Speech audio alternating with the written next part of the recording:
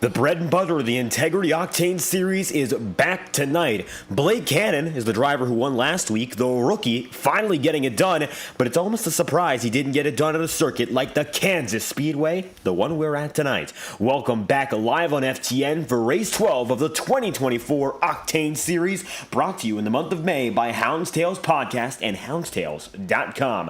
Tonight, it's going to be 134 laps of racing here in Kansas. It's a track always known for its exciting racing from start to finish, and it's one of those tracks, the D-shaped tri-oval gives way to racing from top to bottom, and fair conditions are going to give way to excitement for 200 miles. Welcome back live on FTN. Great to have you aboard, and I'll be your host for all of tonight's action. I'm David Kreutz, your commentator and producer, and as it stands, 3 minutes remain on the qualifying charts, and drivers are still getting themselves settled in. Nicholas Ward has the fastest time so far, doing a real good job with a 30.717. Don Stevenson finds himself now third as Ethan Lane slots up in the middle of the top three. Qualifying times are being run, and tentatively speaking, you can see Lane wiggling up to that high side and barreling down the back straight. He is one of 17 drivers who has taken a time so far, and he's got himself overall now in fourth. Tom Wetmore jumping to the top on his first lap.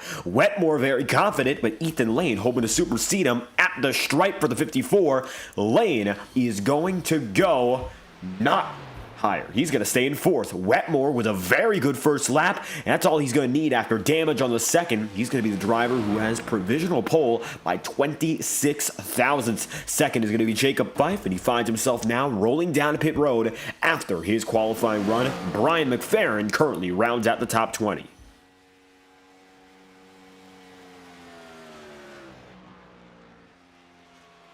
So McFerrin going to be one of the many on the way, jumping up to 13th after that lap, and now 20 drivers have taken a lap, going back to drivers like Sam Nieto and Braxton Deweese. Sam Nieto now looking for a bit of a rebound run in his own right. Well, he's on a better string of races recently, but one real outlier 2 weeks ago.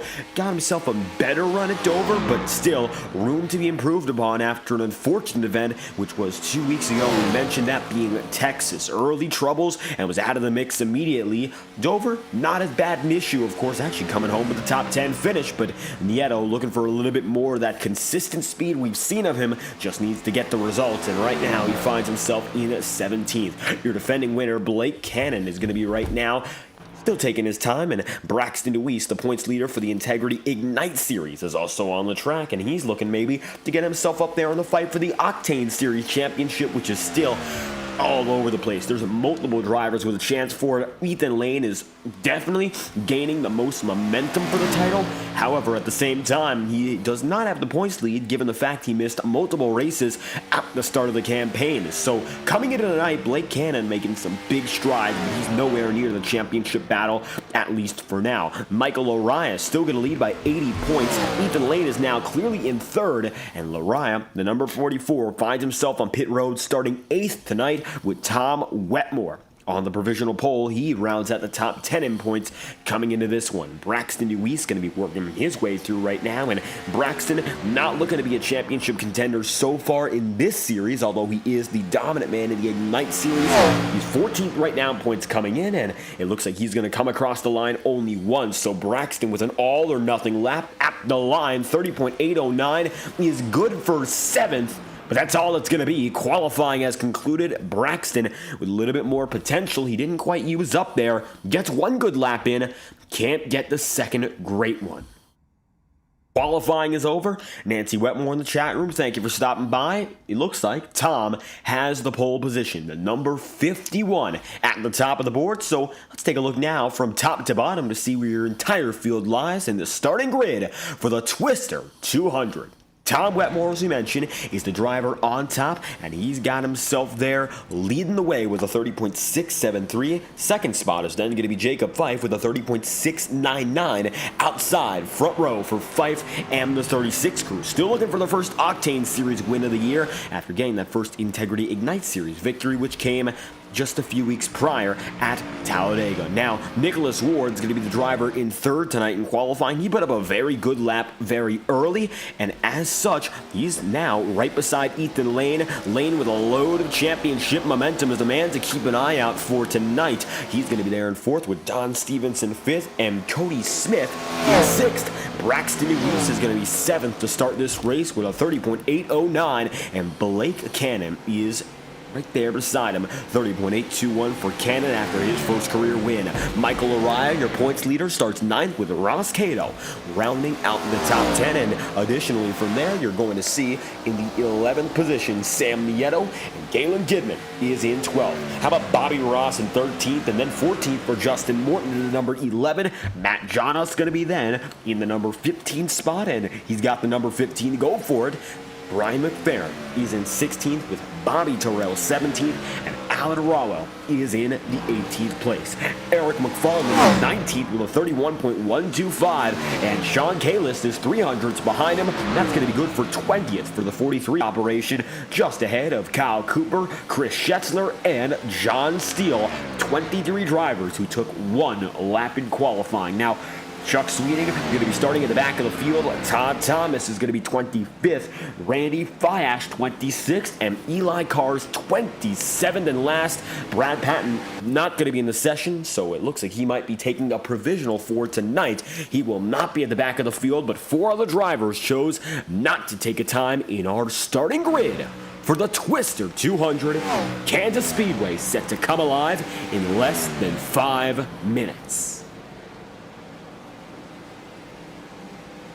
This practice session has 2.5 minutes remaining. Bobby Ross is the quickest of which, after a fourth place finish, his best of the season, and as it stands, it's now going to be the number 45 dropping down to the inside. Fourth place at Dover, and it was a very exciting event. Dover was, especially at the tail end, and it became a little bit more of those cautions in consistent fashion that helped Bobby get up there. He had a battle with Chris Schetzler for the final spot on the podium, both of their best finishes this season, and one spot under Ross's career best finish, which came in the summer of last year, just before our summer vacation. Now, Braxton DeWeese going to be on the circuit. Braxton coming off of a string of good runs. Now, 2 weeks ago at Dover, or rather last week in the Ignite Series, he came through. He broke the tie for the points lead with Matthew Thunhorst. It was dead even coming in. Braxton had a 4-point lead coming out. Now, he's been able to extend that lead even further. And if we're going to look at the Integrity Ignite Series standings, Braxton in a really good place on Monday nights at FTN's, of course,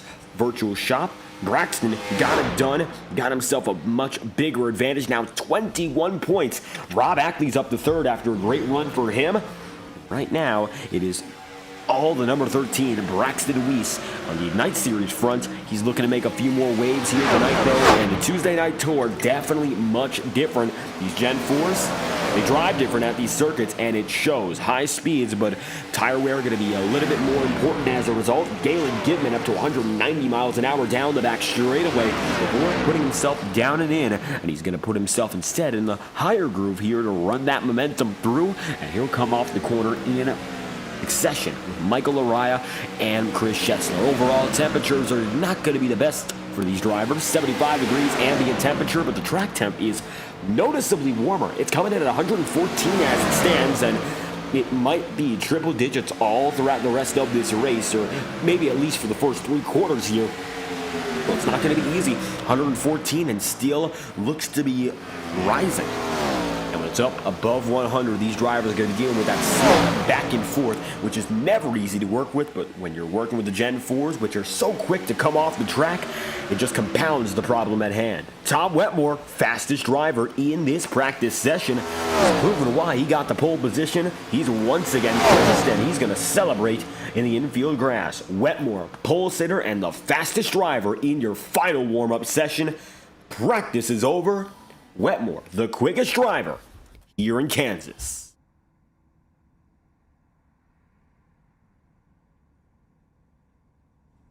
Now, as the track comes alive once more, you're seeing Kansas Speedway for the final time tonight. The circuit, 23 plus years in terms of its service in stock car racing, and we're about to add another here in the virtual Integrity Ignite and Octane Series realm. Looks like, of course, the Octane Series is getting a chance this week, and Jacob Fife right beside Tom Wetmore. That's going to be the way things start. The Gen 4 stock cars are up at the head of the field. Fife there, Wetmore loading in momentarily, and Tom Wetmore looking for an opportunity to come home in victory lane. And we're going to keep your eyes peeled on the few drivers who have not yet gotten the win, but definitely have the pace. Nick Ward has been showing a lot of qualifying speed. He's running in third when it comes to the grid tonight.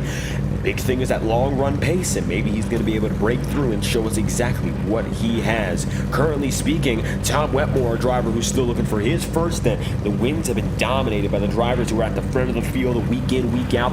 Blake Cannon has one win, but then you have to look all the way back up to the head of the points table for the drivers who have other wins. Then there's 5 for Ethan Lane, there's 2 for Nick Tarbuck, there are 3 for Michael Araya, and right now Ethan Lane, thanks to the victories that he's gotten this season, he is the all-time wins leader in the Octane Series without running a full season. He had multiple in 2023. The Cali came out to 3 before his abrupt shutdown of that program, and he's back, and he's already gotten himself 5. Wetmore was the leader coming in. However, that has changed, and now Lane has the accolade of the all-time winningest driver in this series. Of course, the question becomes, how many more is he going to get this year alone? He's on pace for what would be about an 11-win season if he kept up the same rates he's been going at, which is incredibly impressive. The question, of course, becomes tonight, maybe an opportunity to add and make it his 6th. Tom Wetmore and Jacob Fife, 2 drivers looking for their first in this operation, and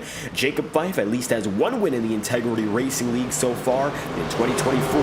Wetmore has been waiting since October of 23. It's been a long time coming. If Tom's going to get it done today, it'd be a good one to match DJ Stagner from last night and go from the pole to victory. We'll figure out if that's the case here in Tornado Alley as drivers grab a gear and Tom Wetmore lets us loose in the Kansas Speedway. Welcome back to Tornado Alley.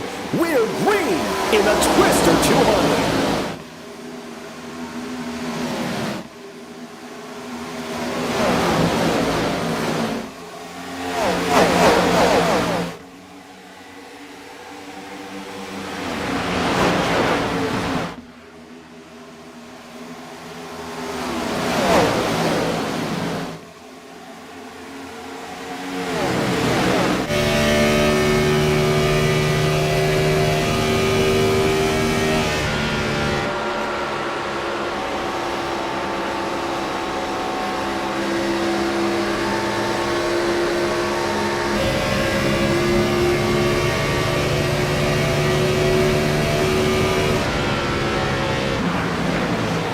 Wetmore gets away for the first lap and a half, and it looks like already he's got himself up in front. A few gains for drivers back on, and you see Blake Cannon already going to be up in a second here, and Blake jumping out. He finds himself here in the second spot, and we talked to him last week after his first ever Octane Series victory, and he spoke of the challenges he did not have in his first ever race, which was at Chicagoland. He got himself here in an intermediate circuit, and he took off from there, and he wondered whether or not it would be as simple to keep pace all throughout the weeks that come by, but he's been on a little bit of a down streak with tracks he's not the most supportive of, shall we say. Maybe not the biggest fan, but you can see he's leading already, and Cannon has the lead from Tom Wetmore 4 laps in, so maybe trying to go for back-to-back race victories here. Blake Cannon has a ways to go in the points table, but maybe it's time to start chopping away. The 27 now leads us down the back straight, and all of a sudden, the driver 26th in points is looking to do it one more time.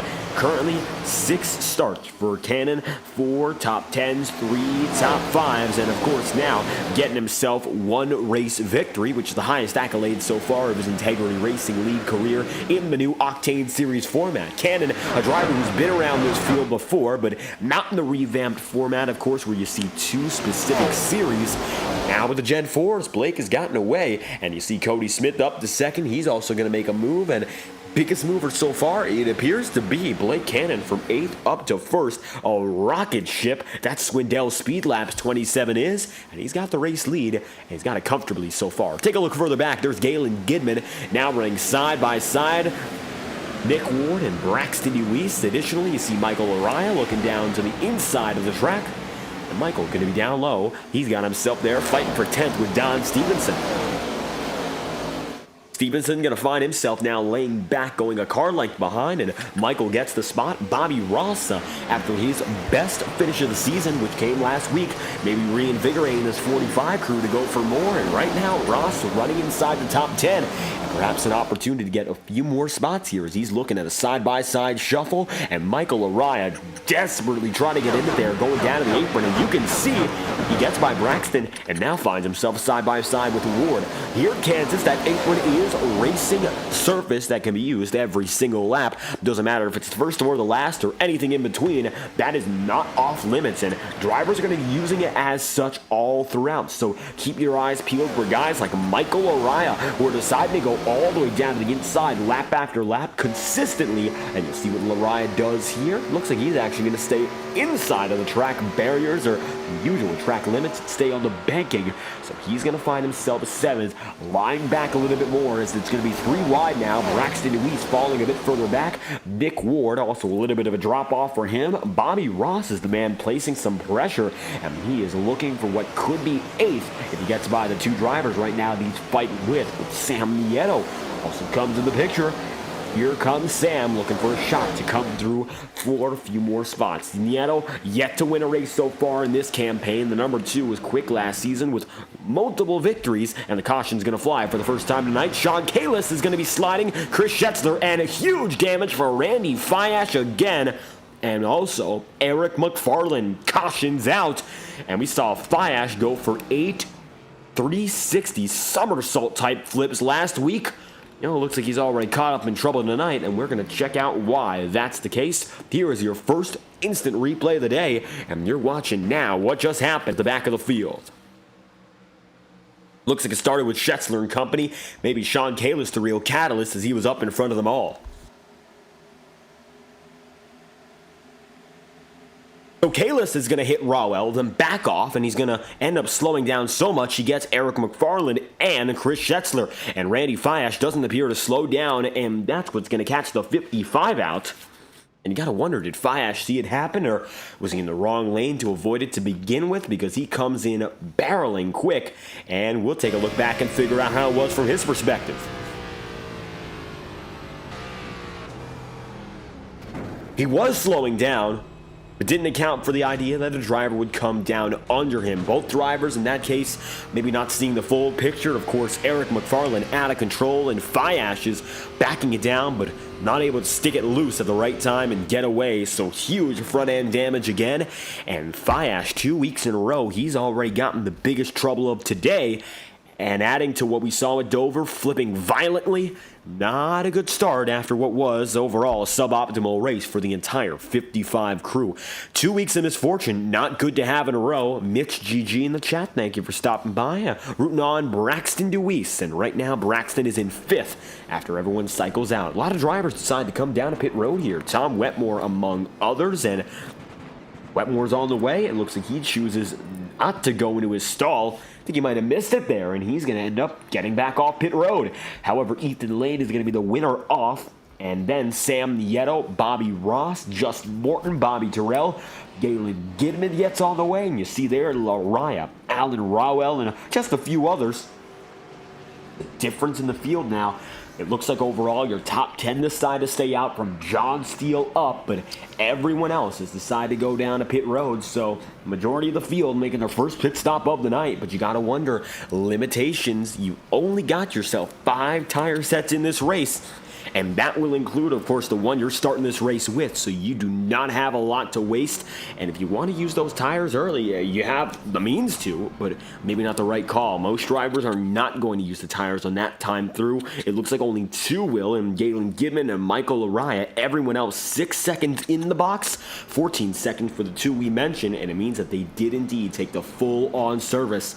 Ryan McFerrin opting for the same treatment, so most drivers are just going to go into splash and go. A few others are deciding to go for the full-on pit strategy and adding themselves into the mix.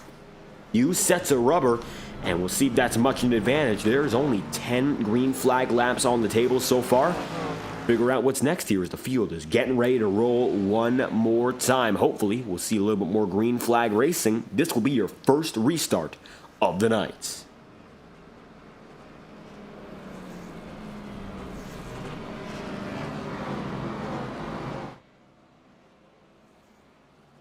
iRacing official pace car going to lead us down and in live on FTN. You're watching the Integrity Octane Series, and we got a lot of excitement coming through for the Gen 4 crew for the rest of this month.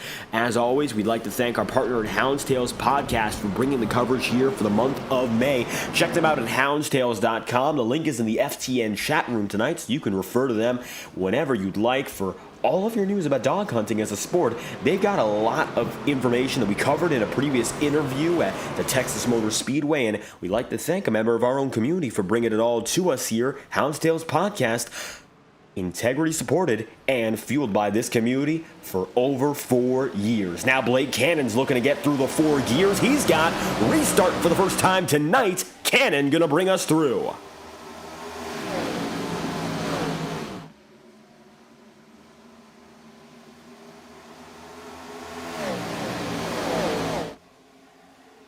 Oh, down to the inside for Cody Smith. He's going to keep it together. No big trouble there, but he is locking it down.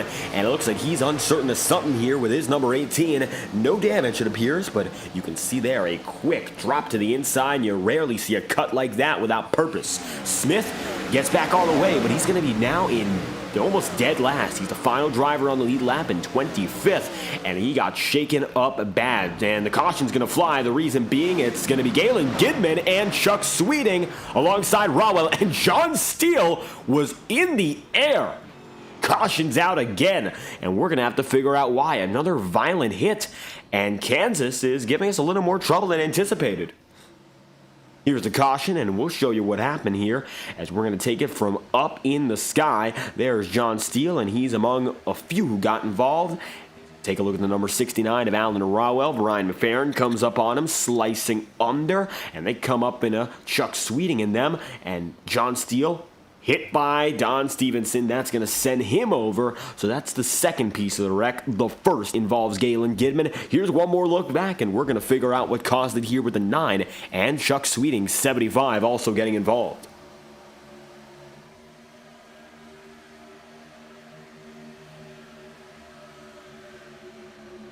So John us in the wall. Gidman had to back out, and Sweeting ends up taking a piece. Alan Rowell also going to get in there too, and you can see then the after wreck where John Steele tumbles up and over. That's about 5 or 6 drivers involved in what could have been just a little of a checkup is all, but it looks like a little bit more reaction, and a chain reaction gives way to a retirement for Chuck Sweeting. First driver out tonight, and we are once again pacing. Blake Cannon, that's your race leader, and he's up there in front. 16-lap stint up in front of Fife, Deweese, Ward, Ross Cato, and Todd Thomas. Rest of your field from 7th on back have gone down to pit road at least once, and multiple of which have decided to come down for either their first or second time this time through. You can see how pit road is busy once again, and that's multiple drivers opting to get themselves topped off for fuel purposes. So fuel's going to be a big part of the equation tonight because drivers may be setting themselves up to go for a one-stop strategy from here. There's Ethan Lane. He's getting on the way. You can see him exiting pit road right now. The nationwide number 54. Looks like he's got himself a nice move off, and he's going to once again win the race off of pit road. Bobby Ross going to get through. However, it looks like for Ross, he's on a different strategy, and he's going to choose to strictly top off with a 5.5 second stop in and out of the box.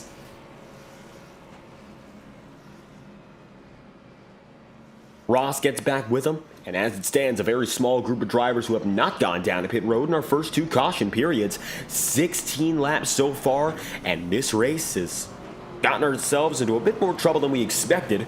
We'll see what the right call is going to be for strategy, whether or not the right call is to come in early, stay out longer. There's still a lot of strategy to unfold from here on out. We're only 16 coming to 17 laps in, and we got more than 100 laps left. 2 to green this time by for the number 27 of Blake Cannon, and then Jacob Fife in second, Braxton Deweese in third, Doug Middendorf in the chat room. Thank you for stopping by. And right now the 13 inside the podium with Nick Ward getting back up to fourth and Ross Cato rounding out the top 5. Cato making a few moves up early, and strategy going to favor him. Ross is 6th in the championship points, finding himself now 161 back of your leader in Michael Araya. He's tied with Cody Smith coming into the night, so overall, not a bad place to be for Cato, who was 2nd in the championship last season. And he was 2nd by just a short margin of just a few seconds. It was a winner-take-all event at Phoenix, and Ross Cato was the leader with less than 60 laps to go. It all changed in the 10-lap span where Seth Noel took it back, and Cato unfortunately had to settle for 2nd. But a great story for him. He made it through in what looked to be almost an impossible circumstance. He was the final driver to make it into that round of 4, the final 4, and he made it through on his first and only Octane Series win to date. It was a walk-off victory at Martinsville, and he was not in the position to win that one until the final 20 laps. He was overall about the 5th or 6th quickest driver that day.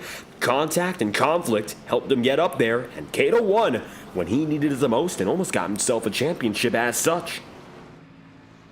Played the game real well, that number 12 team did, and Ross Cato is up in front of the championship standings again in 6th, not doing a bad job with that 12 crew, and given that the continued strength of field has gotten higher and higher, it's going to be even more challenging for these drivers to fight up in front. Cato doing a good job of that, as almost holding the old guard championship contenders here as he finds himself up in front for 6th. Only a few other drivers ahead of him, and we do have a few rookies in that title fight to keep an eye out for. Of course, Michael Araya. You look at Matthew Thunhorse, who's a rookie in the Octane Series.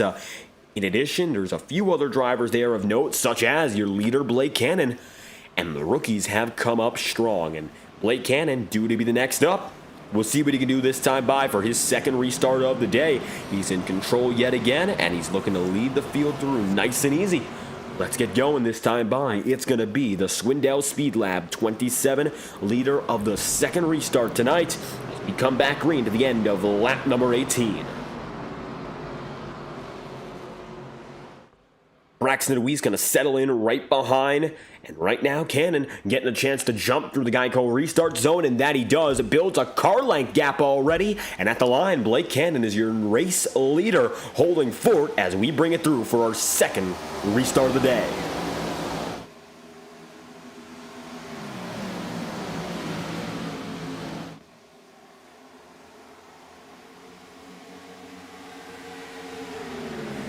Blake Cannon with the advantage, and right now he is there up in front, and he's got himself there by about a quarter of a second. You look further back, there is Braxton Deweese and Jacob Fife. All of a sudden, it's going to be coming through 2 by 2, and now it's going to be the battle for 2nd in that side-by-side formation. Braxton down low, Jacob up top, and while these drivers are on rubber, the new tires are infiltrating, and Michael Araya is the first such example. Araya up to the high side here, and he's coming in with a load of speed, and of course that's because he's got himself new tires, and he's got the advantage now of about 11 laps, which might not sound all too crazy in what's only been a 20-lap race. When you consider the fact that is just about half of this entire event, well, it becomes that much more apparent that it's a huge advantage. And right now, Araya using it to his, of course, expertise of racing, back and forth, lap after lap, and combining all that understanding, there's a 3rd caution already. Kyle Cooper and a sideways Bobby Terrell. Can you believe it? Bobby is flipped sideways. Cooper burning down the house. And this is going to become troublesome because Cooper's still trying to get that rescue mission going. I think he's got to back up here. And no use. Cooper is destroyed. Bobby Terrell even worse so. Couldn't even get back straight. It's our 3rd caution, and by the time we replay, they're already sidewards. We're going to have to take a look back even further. Bobby Terrell came down the track sideways, and I think he went about 500 feet that way. Here's a look back one more time. Stack up. Then Terrell into Matt Jonas. Kyle Cooper lifts Bobby up. And he goes through the entire rest of turn 4 like that. Bobby Terrell, what a ride down into pit road. And the number 14 team ends up getting shot down and in. And we got to look at that on board here because Terrell had one hell of a journey down and in. And Kyle Cooper tried to help. It was no use. Here's our final look at this one. And this time it's on board with the 14 who ends up sideways in our third caution so far.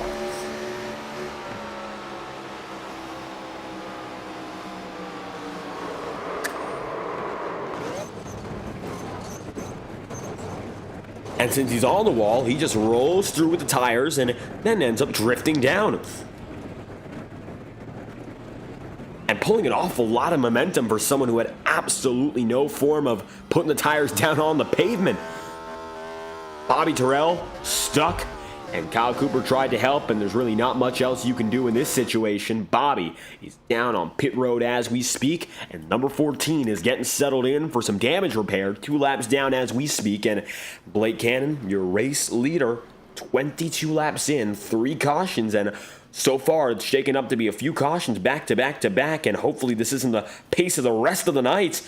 But we are seeing some exciting moments at Kansas you might have not expected. We saw at Dover a tumbling Randy Fiash. Bobby Terrell almost up next. He almost flipped over, but instead he rides sideways for about the entire exit of turn 4.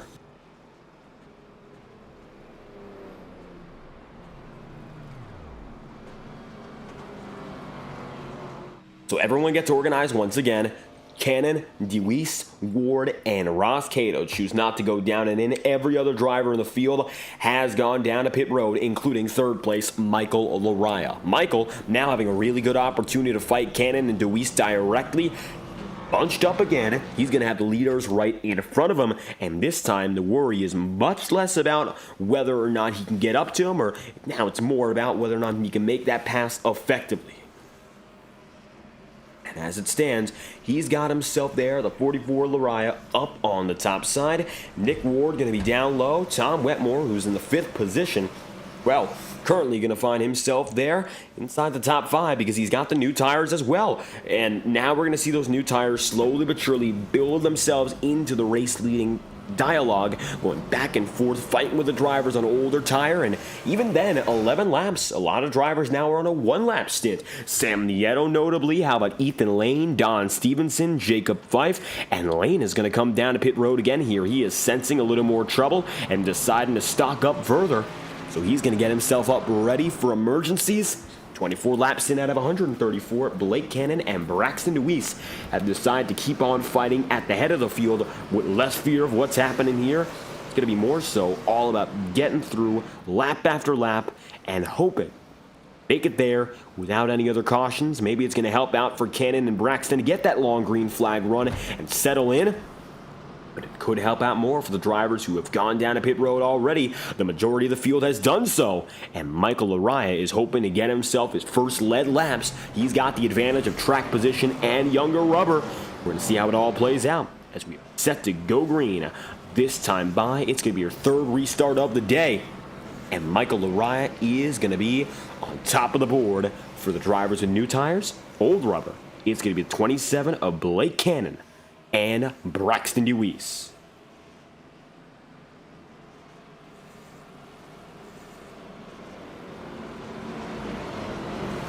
Set to go at it this time by. It's going to be the number 27 once again in full control. We'll figure out what he's got in store now as Braxton DeWeese is beside him. Green flag going to fly this time through lap number 25. Green flag rolls and Cannon once again gets a nice jump off.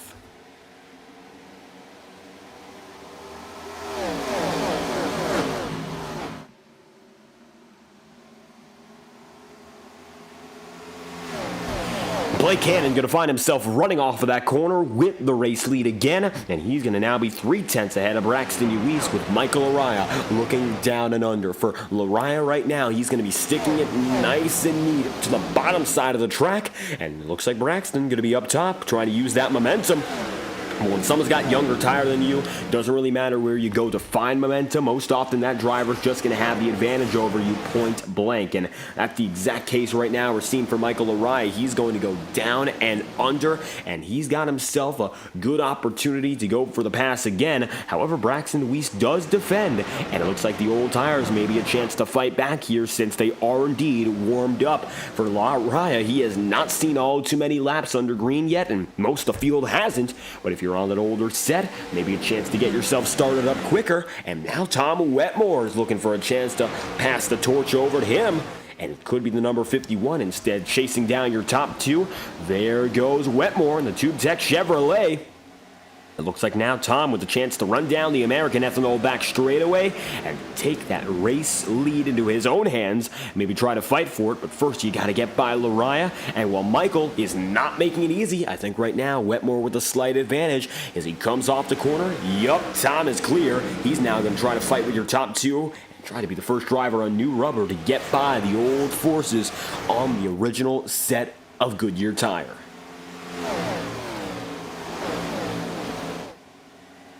Alan's Art Images in the chat room, thank you for stopping by. And right now you see the field getting settled in. Now we're going to have ourselves hopefully enough rhythm to get into a long green flag run.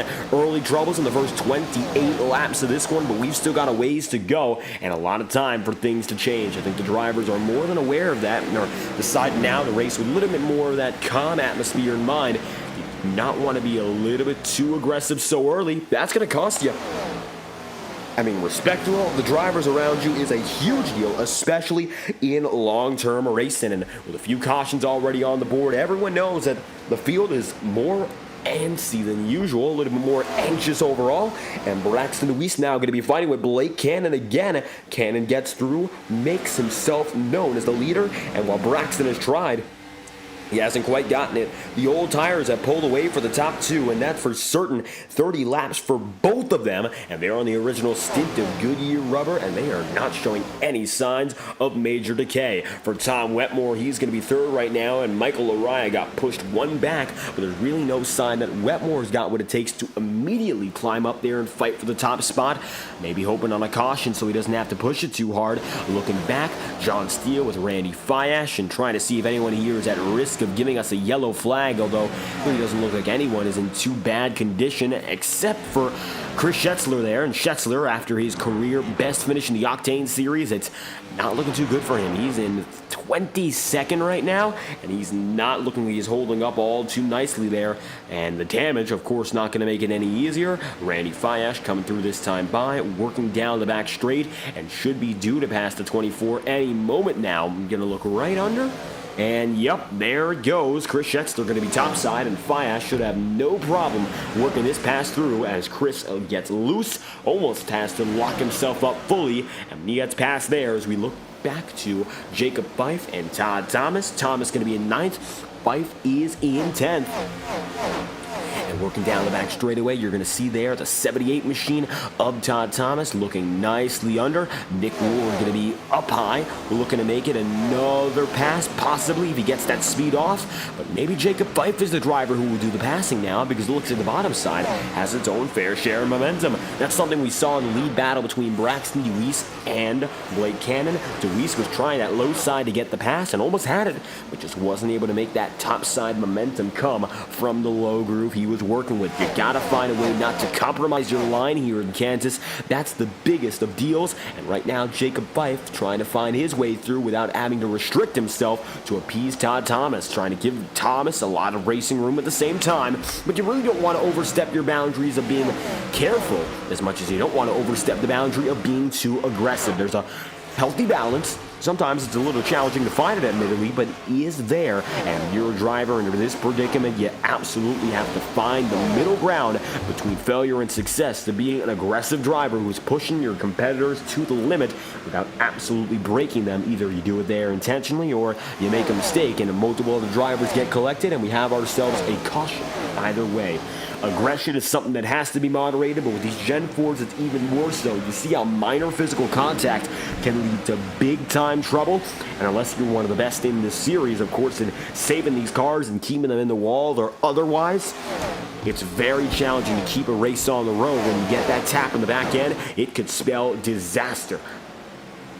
Sam Nieto now coming up on Jacob Fife. Nieto going to be 7th, and Fife has gotten himself up in a 6th. We'll see if Sam has anything for Fife here, although I think Jacob now is on the up and up. He's moved up in a 6th with younger tire. Up next would be Cody Smith, who's on a 20-lap-old set, and the difference between Fife and Smith is 6 laps. So right now, Jacob Fife, of all those in the field, has the youngest set inside the top 10 with the highest position. 6th and 14 is the combination he has right now. Meanwhile, Blake Cannon is 1st and 36, which of course is better to be in the race lead, but the old tires, much different from what the guys further back have, especially for drivers like those of Jacob Fife, Sam Nieto, and the drivers who are much further on back. I mean, there's guys in the mid-20s like, well, Michael Araya and Tom Wetmore and even Cody Smith. But everyone else seems to be on a much younger set than even they are. And right now, the older tires have gotten away, and it looks like even though the track temperature is 109 degrees Fahrenheit, it hasn't really impacted what Braxton Weiss and Blake Cannon have gotten up to. Cannon going to go up top. Braxton looking down the inside again for the race lead, and we've mentioned how he's consistently gone under trying to look for the top spot. Can't find it that time by, and it's going to be the race lead still in Blake Cannon's hands, while Cody Smith is trying to put up a fight here with, there's Tom Wetmore's number 51. Wetmore up high, Smith down low. The gap between them still going to be about 1/10 of a second, and can't quite get the pass or anything really going there for Cody Smith, as the 18 machine's going to have to lie back a little bit more. Justin Morton, an Integrity Ignite Series driver who we've seen win in that tour, now is going to be going up against Sean Kalist and Matt Jonas. Justin Morton going to find himself ahead of the both of which right now. This is the fight for 15th. Morton trying to hold on to the spot. Kalist was giving him a little bit of grief, and Matt Jonas gets by Sean Kalist pretty quickly. So now Matt's going to be 16th and maybe has a chance to fight for one spot more if Justin Morton is, of course, going to be pushed around. That remains to be seen. Single file up at the front of the field, and even further on back, everyone now getting into that nice rhythm, and we'll see whether or not this sets the tone for the remainder of the race, because there's a lot of drivers who need it, and Blake Cannon does not need what we're seeing right now. Early pit road for Blake Cannon. 39 laps in, he might be going for the two-stop strategy of getting to lap number 40, maybe going 50 laps from here, and then coming down to pit road again. And now Cannon deciding to come through, get his first set of brand new Goodyear rubber. He's waited for this, and he has a little bit more extra than most other drivers.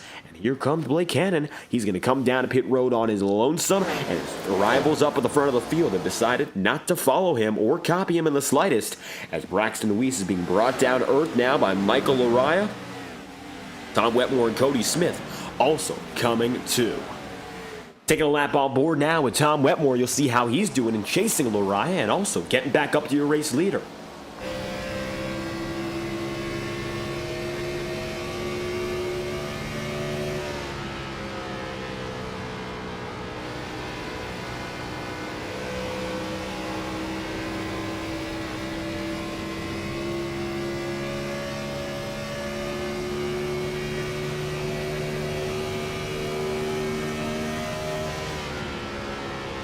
Tom Wetmore now going to find himself in second. You see Braxton Weiss was backing off a lap ago. He's not gone down to pit road, mind you. He just had to back off the gas, and he's given up that top spot now, so maybe Braxton eyeing a trip down to pit road sometime soon. 42 laps in out of 134, so we're about a quarter of the way through this one, and now coming at about 1/3. There goes Araya looking down to the inside and can't quite get the pass as Tom Wetmore decides to jet through and pulls it off at the front straightaway once again. Araya doing pretty good right now in second, about 1,500ths back. Braxton D. Weiss is third, and Cody Smith in fourth, with Jacob Fife rounding out the top 5 right now. Fife is within a second of the lead, and Todd Thomas having a real good run now for the 78. We saw a mix of part-time starts from him in last year's edition of the Octane Series, and now looking at him once again. Maybe we're going to have a little bit more in mind with this number 78, because Todd Thomas, he's giving us a good performance so far, and he's hanging on to Jacob Fife, and that's going to be crucial to note, as now it's going to be Michael Araya and Tom Wetmore fighting for the race lead. Araya down to the inside and Wetmore up top. And it looks like now that number 44 up to second, the 51 the leader, and Tom Wetmore's got himself up at the front of the field. Good spot to be in, no doubt. And it looks like now that Tube Tech Chevrolet advantageous relative to his contemporaries further on back. He's one of the few drivers who's gotten away in the 32-lap bracket. He, Michael Araya, and looking further back, it looks like Brian McFerrin in the same strategy bracket. Now, McFerrin has gotten up to 10th. That's the highest he's been all race long. But these two are top two, and they're going to go for it once more. Looking down to the inside, there goes Michael Araya looking under, and he's looking for the race lead through the American Ethanol back straightaway. And Araya ducks under. He's got himself now a chance to pull through out of the final corner. And it looks like he will. Tom Wetmore, no choice but to stay side by side at the line. Minor advantage appears to go barely to Michael Araya. 0.02 of a second at the line there. What a finish that would have been. But we stay green and we stay fighting up in front. Randy Fiash is passing now pit roads Braxton Nuis. And Braxton decided to come in after a 46-lap run. And it looks like he's one of the drivers pushing it long to get to that 46-lap point. So for the rest of the field, accepting of course, the fact that a few drivers are still coming in as we speak, the pit window will be 20 to 25 laps long. It's going to be wide open for a long amount of time, and it's going to be very, very diverse in terms of who comes in and when they come in. So I wouldn't imagine right now that Tom Wetmore is all too secure in his position. Michael Araya has been keeping him honest consistently, and now you'll see Araya looking down and under. Cody Smith going to be just behind, and Cody running real good right now, looking for what could be his first victory of his Octane Series campaign in 2024. A lot of drivers are looking for that first. With the concentration of wins being stocked up by our top three drivers in the points, it's been really challenging to sort of break through and go for the wins on your own. Nick Tarbuck has himself 2. We saw Ethan Lane have 5, of course, to mention. Right now, Tom Wetmore, who's going side by side with Michael Araya, is hoping to keep him at bay, and it looks like he does. He's got Clean Air up ahead of him. That number 51 still looking for his first, and it will be his 6th career victory. He capped it off at 5 last season, his last of which coming at Bristol Motor Speedway. Ever since that point, Tom's been on a little bit of a winless drought, but most other drivers have been as well, so there's really not much else to say on that matter yet, because 12 races in, only a few drivers have dominated victory lane. Sort of the opposite of what we see in the Ignite Series, where now only 2 drivers have more than 1 win. Those are DJ Stagner and Thomas Bresci, respectively. Here, multiple drivers have multiple wins, and very few have one all by its lonesome. It's been all about the best of the best, the classes of the field, and if you are up in front repeatedly, it's more than likely you have a victory. With the Gen 4 stock car, it comes down to consistent skill, and it's hard to have a fluke race with this car. The combination, of course, of aerodynamics and speed and the engine power just makes it that much more challenging, because the Xfinity car may be a bit simpler to drive and handle. Whereas here, it's all out every lap of the way. 50 laps in, Sam Nieto going to be working down and in, and we'd like to thank Tango Paints for their continued support live on FTN and bringing this racing action to you. For high-quality iRacing paint scheme, well, the best place to go is Tango Paints. They work with some incredible online sim racing crews. You might know them for the work in NR Night in America, alongside helping out with Joey Stone and his entire esports team at Ancient World Gaming. Tango Paints, the place to go for iRacing paint schemes and liveries, and we'll be right back after a message from our FTN official paint scheme partner at Tango Paints.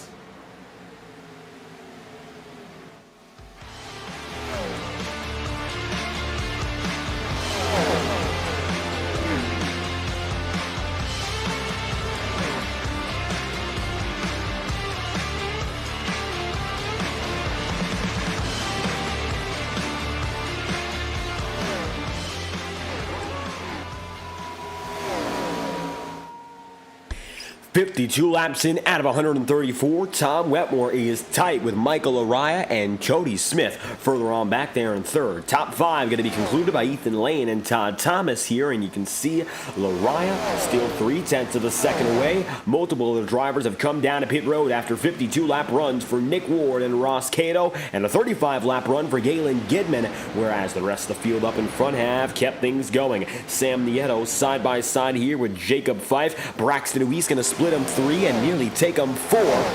And you see how much quicker there he is with those new tires? The difference is clear, and that's going to convince more and more to come down to pit road one by one, and eventually more and more will come through until the full green flag pit cycle has concluded. Now you'll see Cody Smith with Ethan Lane. Lane has gotten himself up to third, and he's now going to be on the charge for the race lead for the first time tonight. Ethan has not been discussed as a race leading candidate so far. He almost got caught up in our most recent caution, and then got away from it, just dropping down to the apron and letting things go. But now he's here, up in front in third, and I think he's got a good opportunity to maybe go for it and look for the race lead in his own right. Down and under, there's Michael Araya. Michael's up top, and it looks like he's going to get stalled out here with Tom Wetmore, as Braxton Deweese, the driver on new tires, has slowly but surely built up his own advantage. Tom Wetmore now going to have to defend high side low. Michael Araya ends up on the higher groove, and Ethan Lane is now treading down to the bottom, looking for an advantage however he can find it.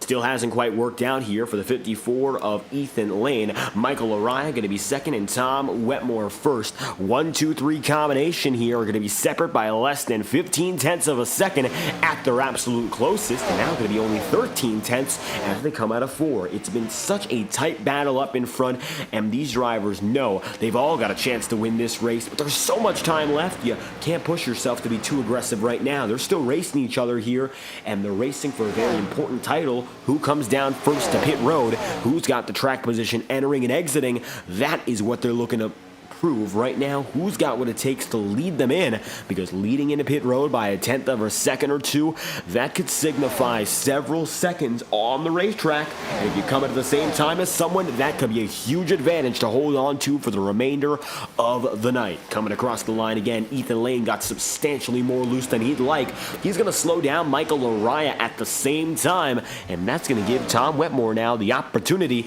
to lead even further. He's got a 3.5 tenth jump here, 57 laps in out of 134, and the Twister 200 comes down to these drivers here. Your top three: Tom Wetmore, Ethan Lane, Michael Araya. And Wetmore so far from the pole to the race lead has been overall in control of a majority of the night, and his strategy calls have been absolutely necessary so far. Went down to pit road at about the lap 10 marker for our second caution. And since then, he's had himself the lead, but Ethan Lane on newer tire, now having a chance to go for it again, sees that Wetmore is loose, coming down the back straightaway. What's he going to do about it this time by? Nothing, but I think now he's got a chance to go for it, diving deep. There goes Ethan Lane, looking down and under, and he is going to make the pass, only to get crossed right back over. Wetmore is going to slide nicely under. Go all apron portion of the track, and he decides to go through, get the race lead again, and Lane going to try to take it as a double crossover maneuver. He will end up putting himself right under again. Michael Araya now going to be waiting in the wings. He's fallen off of this battle just a little bit more, and that's going to leave it all down to both drivers you're seeing on your screen right now. The TubeTech Chevrolet of Tom Wetmore and the Chevy SS, that's going to be Ethan Lane, the nationwide machine.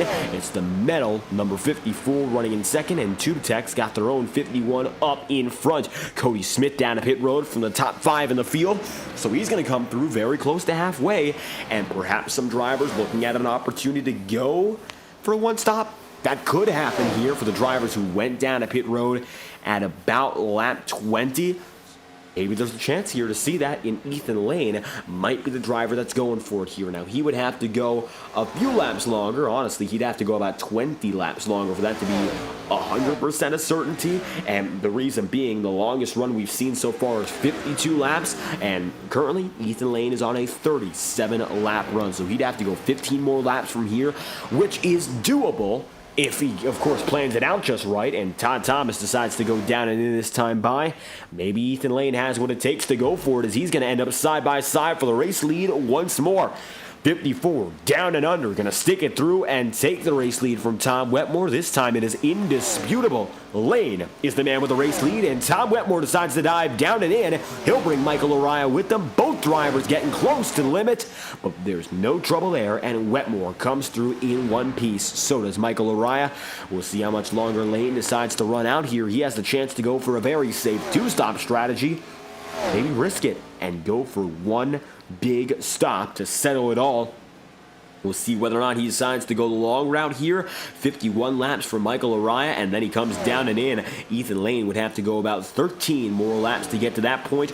Or, if we talk about the laps you see at the top left of your screen, he'd have to get to about lap number 75, which would still not be enough. Currently speaking, I don't think there's enough in the tank for Ethan Lane to go for it and make it a one-stop strategy. If we look at those numbers, just not going to be in his favor. Ethan Lane is currently going to have himself a few more laps to go to his first of 2 more stops. That's going to be a mandatory here if he wants to finish this race.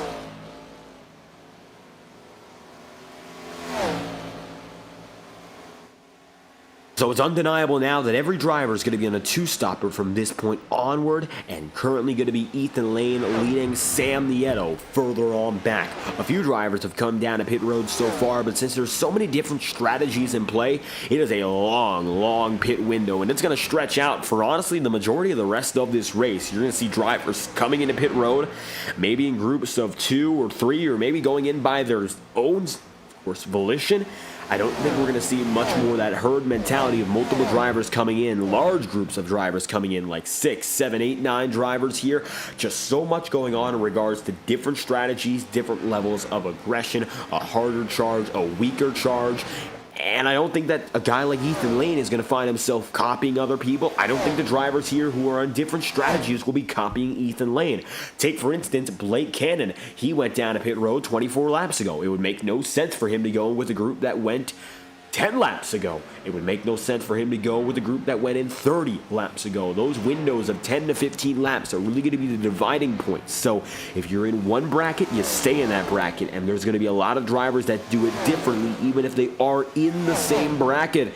And that's going to be the big thing here. All about getting through at the right time for your tire bracket.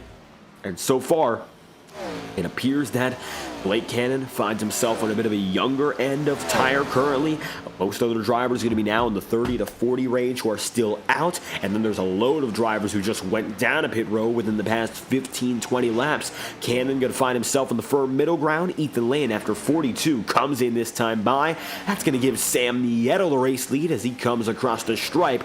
Next time by, going to be our official halfway point. And we are getting down to the second half of this race quite quickly here. Caution free in the past 40 laps. 3 cautions overall today, but we've been on a better run, and it looks like maybe a chance to keep on improving, as Sam Nieto is due to lead us down to the halfway mark.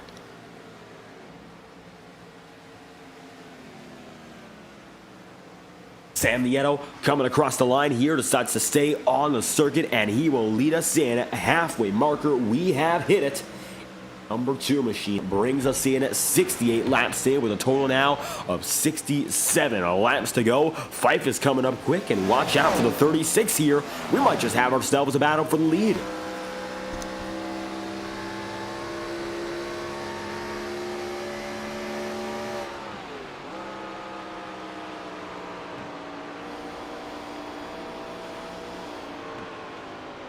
Now coming in this time by, Fife going to come through with Sam Nieto. Nieto close to a penalty. I think he got it in just in time. That could have been horrible for Sam Nieto, and the difference is about a foot or 2, just barely making it in. And that's going to be the saving of one driver's race immediately. Comes down to just an inch or 2. A tire, that right front, could have made all the difference, but Nieto comes in nicely. He's going to bring Don Stevenson and looks like also Randy Fiash in with them. As we look up in front, Blake Cannon now your new race leader, and he is up in front, leading the way. 69 laps in out of 134, doing a nice job so far to get up in front. And you can see Cannon there. Braxton Weiss going to be second, and third, Nicholas Ward. 1, 2, 3 combo up at the front of the field. And they're going to be separate now by 6.5 seconds as more drivers come in. Randy Fiash, Jacob Fife, Don Stevenson, Sam Nieto, the last batch in. But we're still waiting on a few. And just as soon as we see that big pit cycle come to a close, yeah, Blake Cannon only has about 25 laps left. And that's what we mean about it being back and forth, continuous pit stop cycles all throughout the rest of the night. It's going to be all about coming down to pit road at the right time for you, rather than the rest of the field. Cannon, Deweese, Smith, Ward, they're all in completely different strategies. They're all in completely different tire brackets, so to speak. And they all went down at their own individual times last time by, and yet they're 1, 2, 3, 4. Now Cannon gonna find himself passed by Braxton Deweese because Braxton's on that younger rubber. And there goes the number 13. It's sliding up in front. He got loose though. Not gonna be any good for the 13 crew, and maybe shaking up Blake Cannon as well. That gives Blake the opportunity to get the pass right back in his own favor. So Blake Cannon up top, getting the spot once again, nice and smooth. Braxton Deweese, though, has the momentum, and I think if he just uses these tires right, he's not going to have any problem getting up to the race lead. We're looking at him right now. Braxton Deweese going to find himself just about a tenth of a second away, and you can see how he is sticking to that track, unlike the number 27. There he goes, down to the inside line. Braxton making it through, and he's charging quick. Just like that, Deweese down, under, through. He's got himself a spot, and Blake Cannon is going to be in second with Cody Smith then third and Tom Wetmore fourth. You see the fight here further on back. Wetmore got by Michael Araya, but Blake Cannon is not through with Braxton Deweese. Going down and under yet again. Blake Cannon going to dive at the inside line. However, it looks like just not enough to make the pass yet.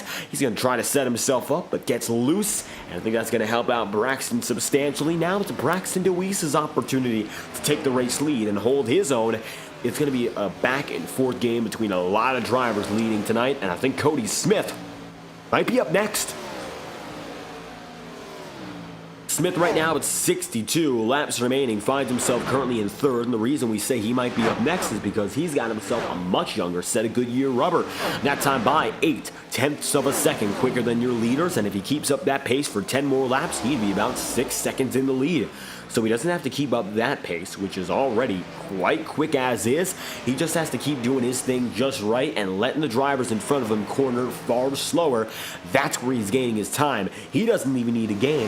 The other drivers in front of him, he needs to keep on losing, and that's what the strength is right now for Cody Smith. Everyone else in front is wearing their stuff out, and Smith keeps on gaining. At the line again, he actually put down a quicker time, but so did Cannon and Deweese. They made it a little bit harder, but he is still gaining fast. And Cannon and Deweese alike will have to keep looking behind them within the coming laps here. The rear view mirror getting filled up with fast stock cars. And with 60 laps to go, 75 laps in, we've made ourselves a quite firm home in this second big stint.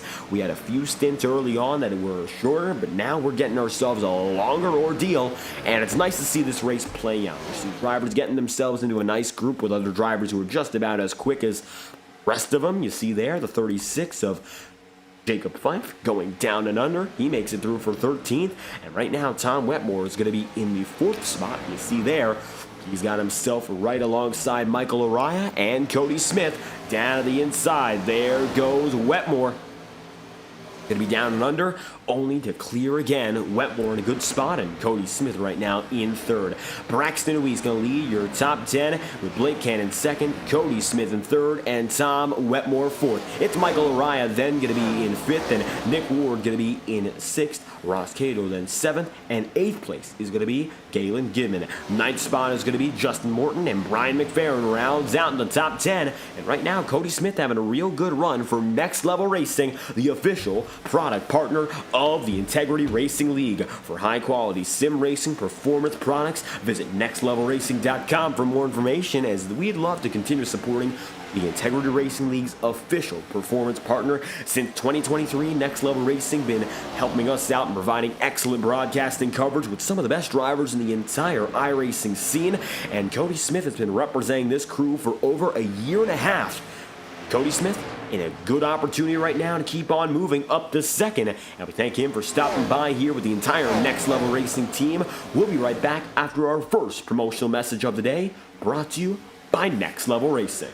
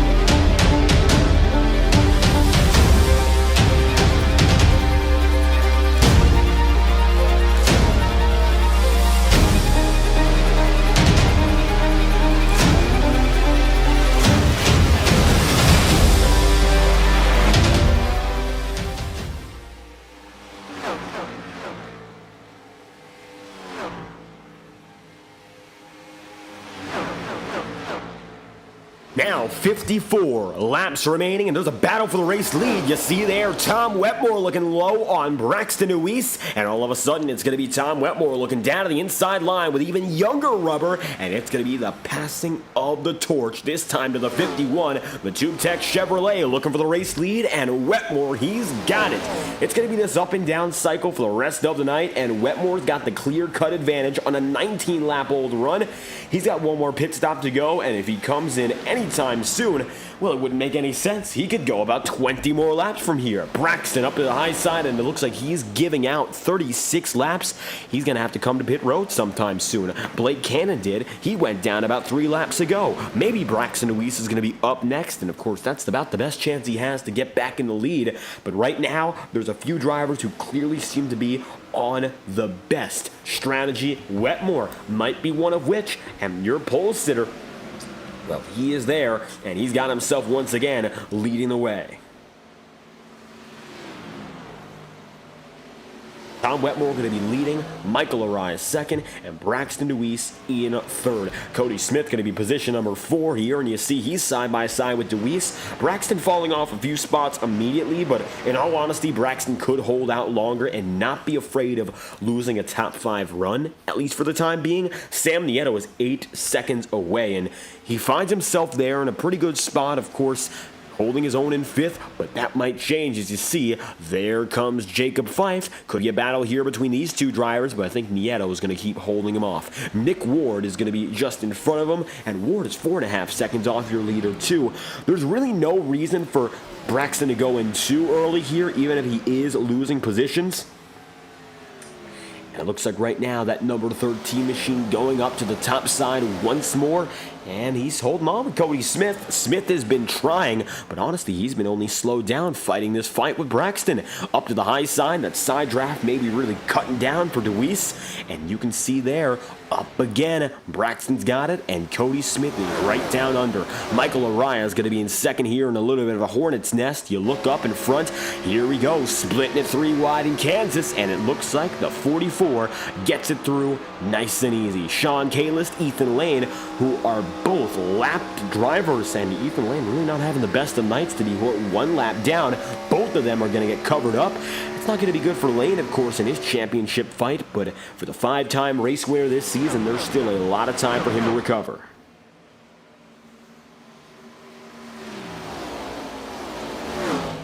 Tom Wetmore leading, Michael Araya going to be in second, Cody Smith is in third. 1, 2, 3, as it stands, going to be 11/10 of a second apart with less than 50 laps remaining.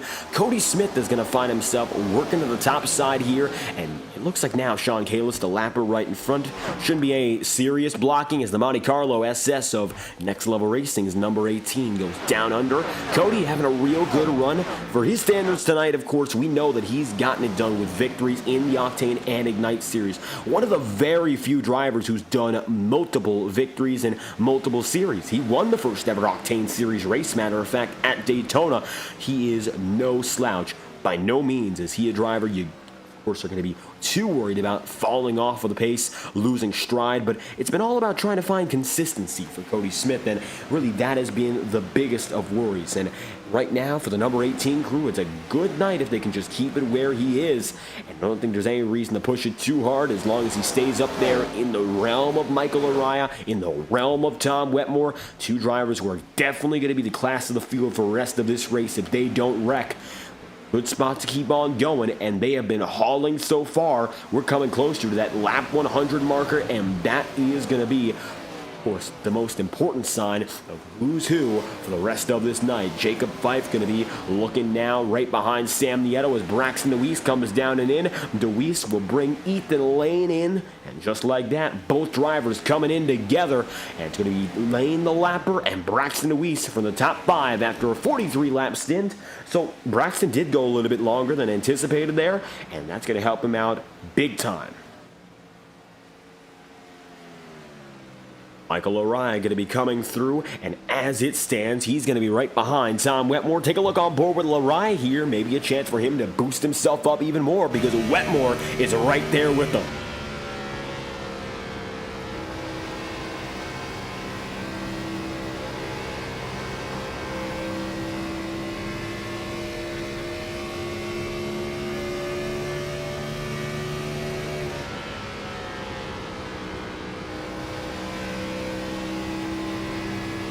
Tom Wetmore up to the high side, and he's going to keep on blocking here. Lariah trying to run the same groove. Track conditions are changing, and it might be a little bit more grip on the circuit. Weather overall has been seeing a constant decrease in track temperature. Overall, the ambient temp has been just about the same at 76 degrees Fahrenheit, and now you see 97 on track. Tom Wetmore going to be leading the way, and he's been here from thick and thin, the triple digits down to the doubles, and now Wetmore coming up on some lap traffic, and Bobby Ross going to be there, looking to cut himself a little bit lower. And Wetmore in his Tube Tech 51 now coming up again, but no real concerns because Michael Lariah is much further out of the frame now. 0.4 of a second. Looks like he's losing a little bit more time. Galen Gidman is in 12th here, and it looks like he is going to be choosing to drop down and in. There goes Gidman, loose. But off the transition, you see, no big trouble. Nice and easy there for Galen Gidman, and he comes through 13th spot, 21 seconds behind, as Michael Lariah leads himself through. Second spot is still his. Tom Wetmore's got the overall leading position, and it looks like now a lot of drivers have gotten through for their pit cycle, but they've gone in, once again, one by one. Galen Gidman down and under, he's there for 15th. And now he's dropping back a little bit further. So overall, it's a little tricky to find out who's gone and who hasn't gone on these stints because of how many drivers are running on their own time. But I think now we would have to come down to saying about 12 drivers have not gone in on this run. And those are the drivers who are from 1st to 12th. For Blake Cannon, he's 13th. He did go down a pit road. Definitely the drivers further back have gone through. Sean Kalis does not appear to have gone in with the rest of the grouping. He's on his own strategy, 37 laps long, and that is longer than anyone else who's running, with the exceptions of Nick Ward and Ross Cato. Ward's doing a good job, in all honesty. We didn't mention that until now, and he's due to be passed by Sam Nieto, but you see, here comes Sam Nieto down to the inside line, coming through to look for a pass. Ward's got no choice but to stay up top here, and you see there, he's going to let it by. Nieto, he made it through quickly himself. That's going to be good for 4th, and it looks like Ward deciding to drop in. He went long, and that's about as long as he could take it, so he's going to come through at the end of lap number 94 into 95. Wetmore's got the lead here, and he's 33 laps in his stint. Maybe a ways more to go for him. Right now, Tom Wetmore finding himself 40 laps to go to complete what could be his first ever victory in 2024, of course, in either series, the Octane or the Ignite series. We've seen him in both over the past 2 years, and of course, the Octane series has been much more of his home, as Sean Kalis gets passed by right now by Randy Fiash. Kalis a little bit loose, and he'll keep it together. No trouble there. We will keep on green. A lot of drivers are still shuffling here because Nick Ward gets back on the way, and we're watching every driver coming in now with 39 laps to go. There is 36 of Jacob Fife. The American Ethanol back straightaway is the backdrop for his fight, and we'll watch on board and take a lap with Jacob Fife to see what it's like amid his chase to get back right up to Sam Nieto.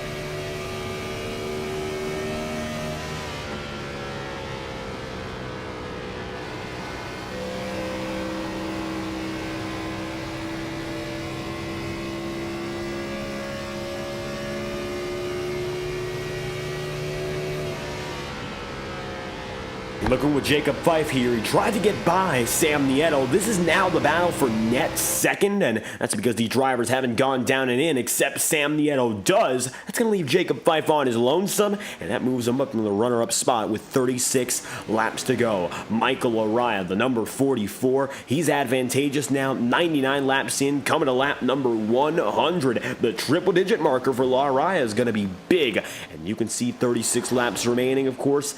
He's going to have a few more laps laps to go till he comes down to pit road. Tom Wetmore, keep in mind, he is now 10th after his pit stop. Everyone has been all throughout the track, from top to bottom, from a lap down to the lead and back and forth. So many drivers have had a chance to shuffle up and down. It's so tricky to figure out what it's going to take for a driver to really stay up there. But I think Tom Wetmore is a good benchmark right now. If you're within his confines, you should be good to go.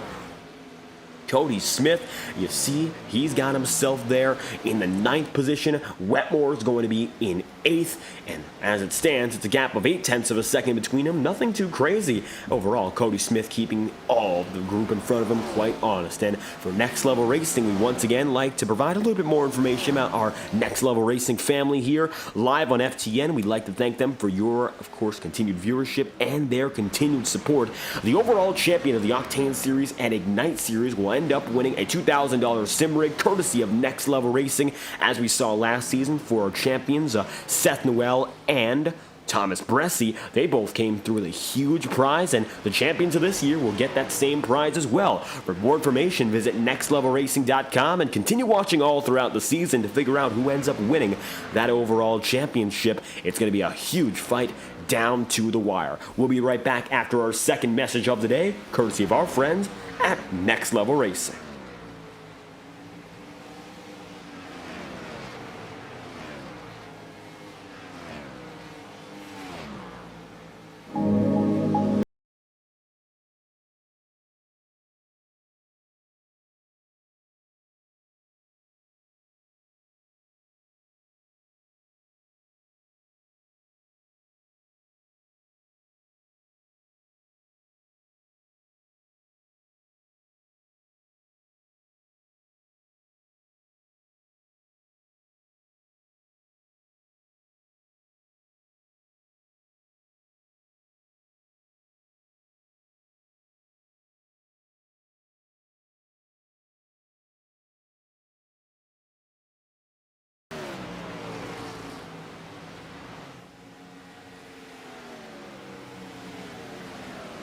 Michael Araya finding himself now in 7th as a few drivers have cycled out. Brian McFerrin is into pit road, and the 07 makes it down and in. Blake Cannon finds himself now the overall race leader. 32 laps to go, and he's there.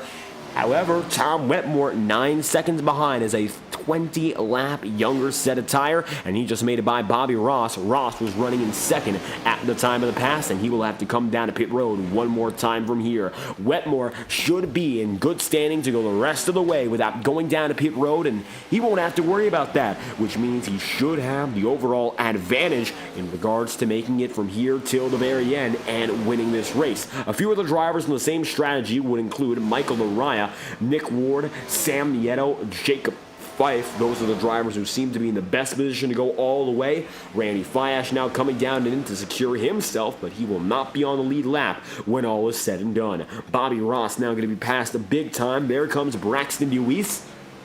Braxton going to have to go a little bit longer than he'd like if he wants to keep up with the top 10 finish here, because he's now have 30 laps to go. He's on a 16-lap run. It can be done, but Braxton going to have to watch out here and maybe save up a little bit more, as he's got a little bit more time until drivers come up to him. So now going to be the opportunity to save himself up for what is next, as Blake Cannon leads across the stripe again to make it 29 laps remaining. The Twister 200 now coming to its final stage, and Blake Cannon in a good position to lead a few more laps, but he is losing that lead and fast. It's now down to 6.6 seconds, which was, of course, about 10 seconds 5 laps ago. It is dissipating at a rapid rate, and that number 51 is gunning down the back straightaway once again.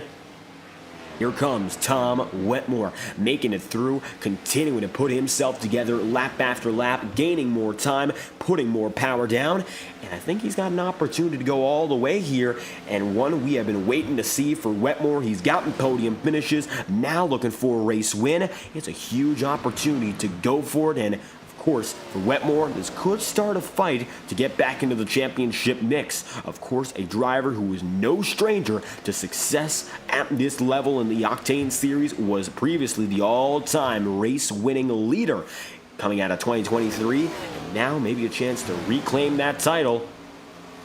5 wins. This will be the 6th, and it's going to be Wetmore making it by yet again. 27 laps to go for leader Blake Cannon. Cannon is in his own world right now, 4.5 seconds away, but even then, that gap is going to be slowly but surely lost, and Cannon's got no choice right now but to just keep driving it out because his pit stop is imminent. He's got about 20 laps at the very most, and that is going to be all she wrote until he'll have to come down to pit road and settle, cut his losses, and go for it once again. Bobby Ross now going to be with Nick Ward, losing his spot to Ward, as a matter of fact. There goes Nicholas. He's going to be up to 6th here, and the 97, who's overall had a very solid run, might have a chance to go for a top 5. Started 3rd tonight, and he would have to get one more spot. That one more position is going to come from Blake Cannon. So how about this for Nick Ward? He might be in the cards for a top 5 finish, and for Ward, even though I don't believe it is his first of the season, anything is huge for this 97 crew. And for Nick Ward, when it comes down to top 5s, this might actually be his first of the campaign. And he has 3 top 10s so far, no top 5s. This could be his first, and we've seen top 5s from him before in this series, but not yet this year. Cannon coming down and in. He's making it through. This will give Tom Wetmore the race lead with 25 to go.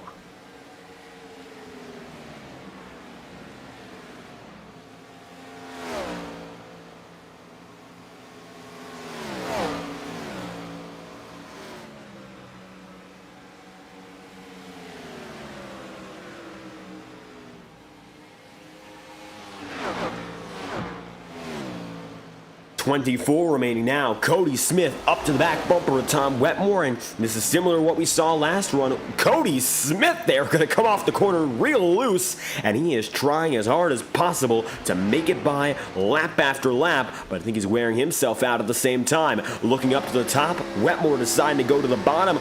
I think right now, with Cody Smith putting himself in this position, he's just going to have to keep on going aggressively until he maybe slides down and under.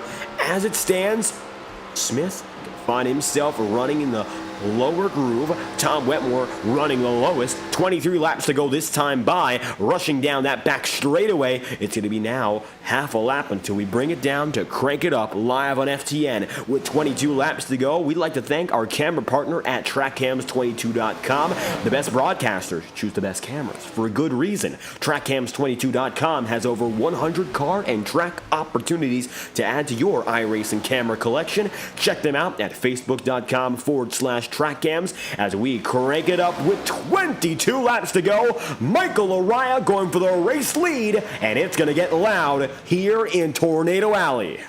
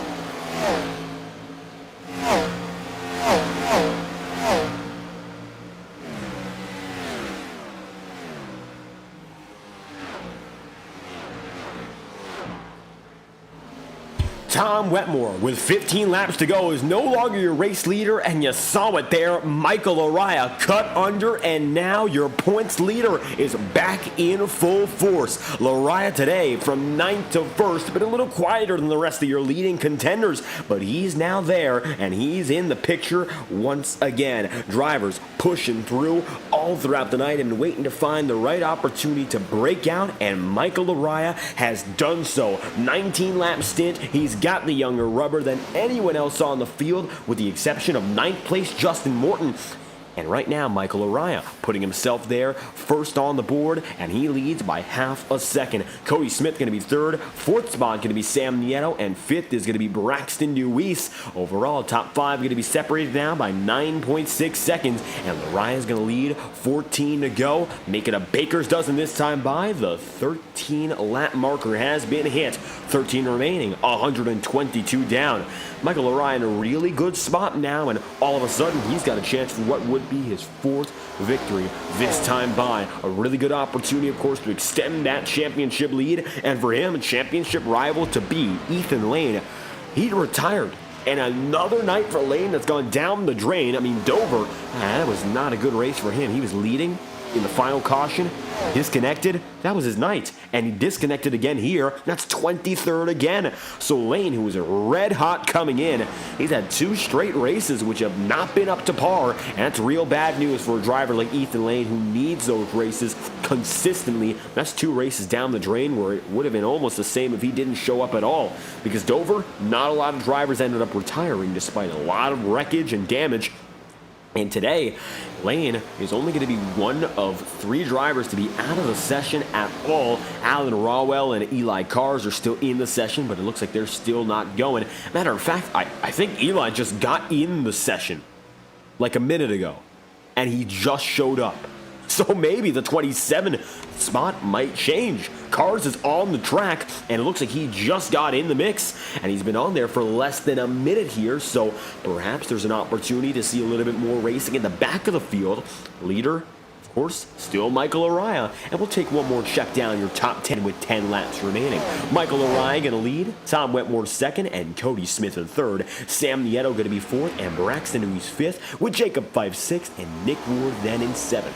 Don Stevenson going to be eighth, and Justin Morton is ninth, and Brian McFerrin will round out the top 10 here in the Twister 200. Cody Smith in third once again, and we'll bring you your final promotional message courtesy of our friends at Next Level Racing here now. Check out nextlevelracing.com after tonight's event for more information about iRacing and Sim Racing's leading hardware provider. We'll return after the following message, courtesy of our friends at Next Level Racing.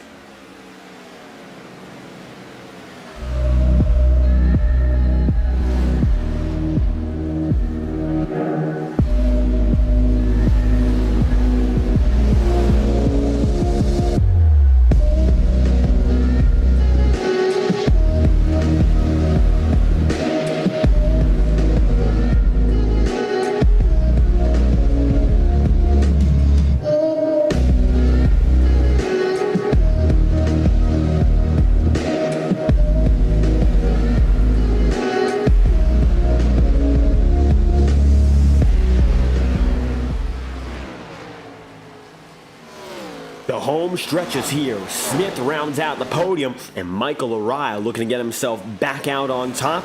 It's something we haven't seen in a few weeks here from Michael Araya, and it feels like it's been a little bit longer than usual, but Michael Araya is back. The rookie at the top of the championship standings is looking to extend his overall lead, and it's been a night of the rookies in terms of leading laps. Laraya, Blake Cannon previously, and Braxton Deweese, an Octane Series, a rookie at his time in the sun as well.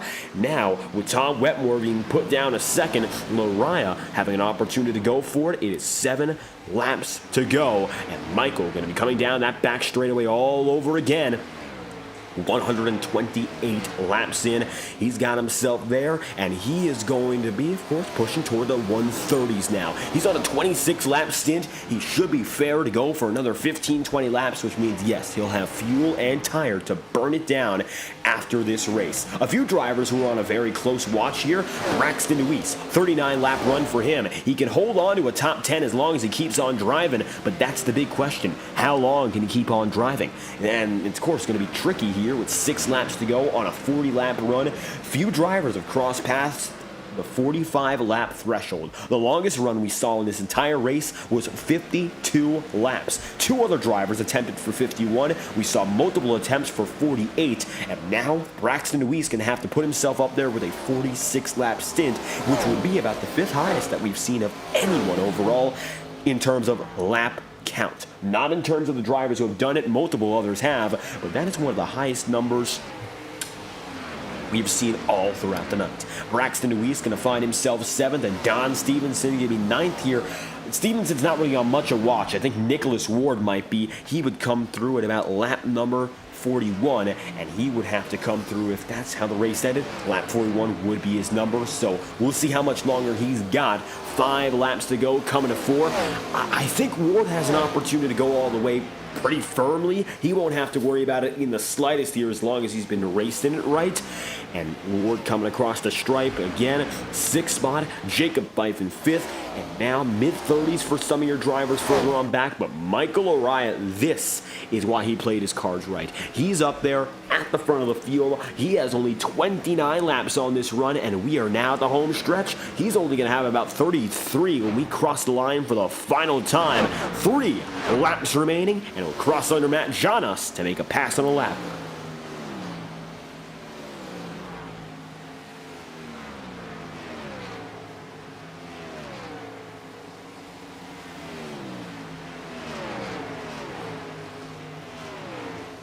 The 44 of Michael Araya now coming across for only 3 more miles. Popsicle sticks, 2 laps to go.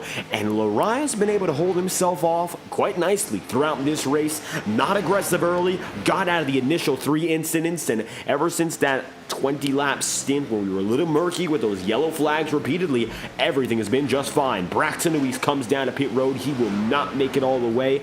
He'll have to settle for, at the very best, 14th place at the end of night. Nicholas Ward coming up on Jacob Fife. That's another battle to watch. But Laraya looking to get himself a stretch out points lead. He's got a chance to go for it all over again. Leading down to the white flag. 1 lap to go. Final lap here for Laraya. He's got a 1.3 second lead on Tom Wetmore.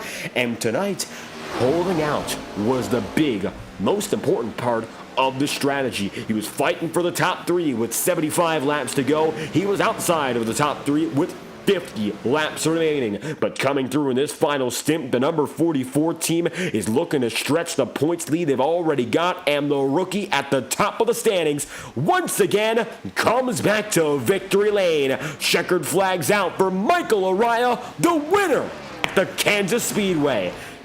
Tom Wetmore 2nd, Cody Smith 3rd, and Ward at the line gets beat by Jacob Fife. Fife holds on for a top 5, Ward for 6th, and Michael Araya, he's going to keep on gaining a big night for his championship lead. He is there, a winner again, and it is his, only his, here in the Twister 200. Araya coming through. Tom Wetmore going to spin across pit road and ends up sliding down and out. As Araya comes down to the start-finish line, it's time for a race winner to burn it down.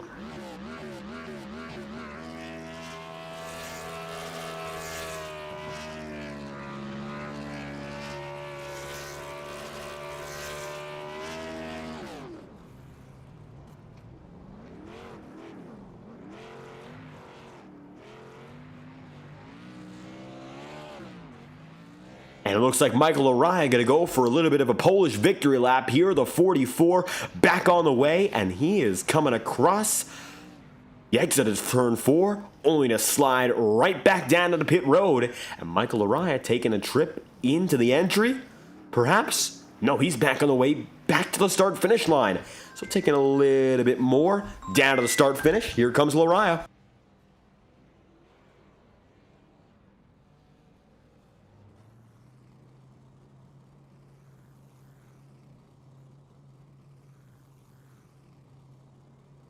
Start-finish line for Michael Lariah. It looks like he is going to park it. The Twister 200 comes to a close, and as such, here's a look at tonight's race results. Checkered flag is going to fly for Michael Lariah, and the number 44, Tom Wetmore, going to be second, and Cody Smith there in third. It's Sam Nieto tonight who comes through in fourth.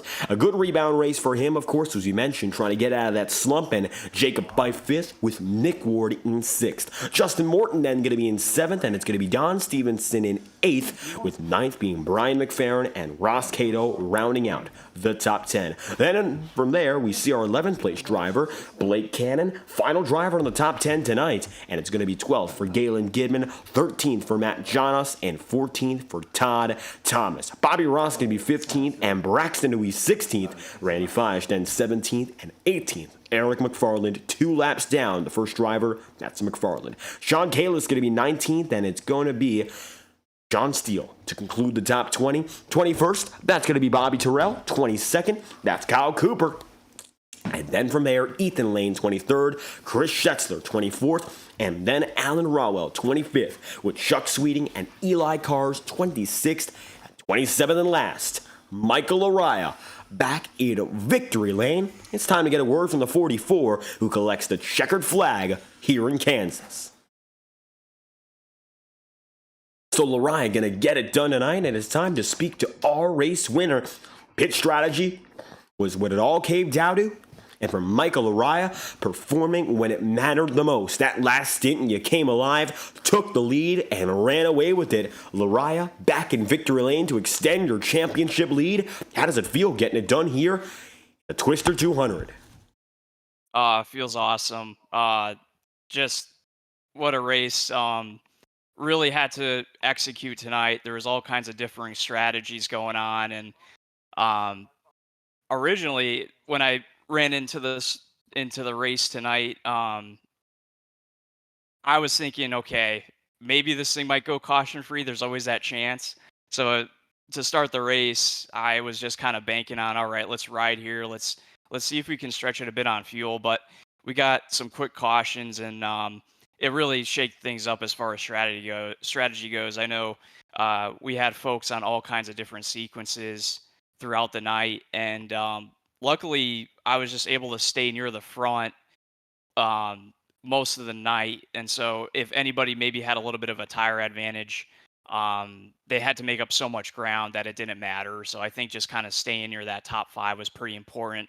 And then really once we got going there, it went green, and it was all about just kind of maintaining a consistent pace throughout the long run. It's very easy tonight to burn up the tires. So you probably saw me running the bottom quite a bit, along with a lot of other drivers that were near the front, and that was just kind of part of conserving our tire. And then about halfway through a run, the top would really be flying. So it was kind of just managing things as best as you could there. And management of the tires alongside our track conditions were things we kept up with all throughout the night. It was scorching hot early with about 120 degrees at track temperature. That's when we saw our first 3 cautions, but then everything smoothed out, and it became all about all those choices in the cautions because so many drivers came in at different times, coming through at different laps. And for you, it looked like staying out there for just a little bit early in the going, and you were one of the many who decided to come through for those caution periods. That helped out, and then it came down to stretching it for a long run and then getting the short at the end to pass for the race win. What was it like having to make those decisions, because the first 20 laps ended up impacting the rest of it? It really did. I knew like it was kind of a gamble after we got the caution around lap 10. Do you come in? Do you not? Are we going to get some quick cautions? And it's kind of just thinking about, have you run enough laps on the tires for it to really, make a difference throughout the rest of the race? And in my view, it was worth the gamble to come in at that point. And that was what really set me up for the rest of the night. Just being able to get near the front. And then we had some quick cautions. So at that point, once we had those cautions popping off, I was already near the front at that point, so I was really sitting good at that stage moving forward. But um, later on in the race there, when I was battling Tom for the lead, he was really good tonight. He had excellent pace, and he was really doing what he needed to do to manage his stuff, I felt like, and he was really good about running different lines. So um, I knew it was going to be a tough battle, and Tom's probably one of the best drivers as far as like seeing what lanes other drivers around him are utilizing and adapting quickly, or just kind of taking the air away. And so I knew it was going to be a really tough pass, and I felt like we were so equal that I had to change up my strategy there. So banking on the overcut there, staying out a few laps more, hoping that a little bit extra freshness in the tires was going to pay off. And luckily it did, but I had to make up a lot of ground there towards the end, and I really had to hustle the car, but it worked out. Tonight, a win I'm sure you were anticipating for quite a few weeks here. It feels like one of the longer gaps for this crew, which goes to show how consistent you've been already, getting the checkered flag again and stretching out what's already a points lead in your rookie campaign here, Michael. This is already going to be another checkered flag in the total, and just like that, getting your 4th win. It's a big deal, and we're moving on next from an intermediate track to another style, and that's going to be this time around going from Kansas Speedway on to Charlotte. It's an intermediate, but it's a different style because it's going to be a long one. 200 laps and 300 miles. This will bring us into Memorial Day week, and as such, it's going to be endurance. Now, we saw what you did here tonight with 200 miles, but we bring those extra 100 in, it's always a completely different style of racing because that is one of the longest races on this schedule. What's it going to take here? Because these Gen 4s are always tricky, and Charlotte, while it is paved somewhat modern compared to most other intermediates, that amount of time, the amount of drivers we see, and how competitive this entire field has been, it's not going to be easy to succeed once again, but I'm sure you're confident about maybe going at it. Yeah, I'm really looking forward to going to Charlotte. Um, there's just a few different key aspects that really suit my driving style. Another mile and a half, worn out surface, which I love. You can move your lines all around that track and make time. It's going to be another tire management race for sure. And just an overall endurance race, really, if you compare it to the other tracks that we have on the schedule and the length. Just all those elements really suit my style. So I'm really looking forward to that race. I feel like that's another one I can go for the win at. But it's going to be all, again, about execution throughout the whole night, and really staying disciplined overall. You really got to make sure you position yourself right towards the end, and really got to pay attention. Like if we end up getting cautions at certain stages, how that's going to affect the rest of the race. So, just having that additional length, there's just more strategy involved, I feel, and also too, just the overall endurance aspect. I mean, it is a long race, so towards the end, you got to make sure that you're still mentally on your game and executing. So overall, it's going to be a challenge, but I'm looking forward to it. And we're looking forward to what's next here. Michael Laraya, checkered flag is yours tonight. 4th win of the season, and getting it done here at the Kansas Speedway. If you have any final shout-outs, make sure to let us know. I got to, of course, give a shout out to Sim Speed Shop for being on board the car. Got to give a shout out to my teammate Sam Nieto, and got to give a shout out to yourself, David, for the broadcast, as well as the admins for this league. It's been a lot of fun so far. And it's been great having this entire 44 crew coming along and giving us a show again. Checkered flag is yours tonight from the Kansas Speedway. We thank you for your time. All right. Thank you. And just like that, for Tom Wetmore, moving on to our second place driver, the number 51, making it through from pole position, another podium here. And it looks like tonight, one of the most complete races we've seen from the 51 crew. How's it feeling? Podium finish here in Kansas, and I'm sure that maybe looking for a chance at the win, but overall, still coming home in the top 3. Man, I'm not going to lie to you, Dave. Second sucks. Second sucks bad. But, hey, we started where we wanted to tonight, put it on pole, and then put himself behind with a speeding penalty early. So to drive from the back of the pack up and finish second tonight in this Integrity Racing League field with the Tube Tech Camaro tonight, I mean, we put the gold wheels on this thing to try to not only stand on the top of the podium, but these are the same gold wheels that my dad won a track championship with back in '92. So I was hoping a little bit of gold would bring us some good luck tonight, but instead we took home silver. So it sucks to finish second, but nobody I'd rather do it to than Michael Lariah, I suppose. So dude's a class act and drove a great race tonight.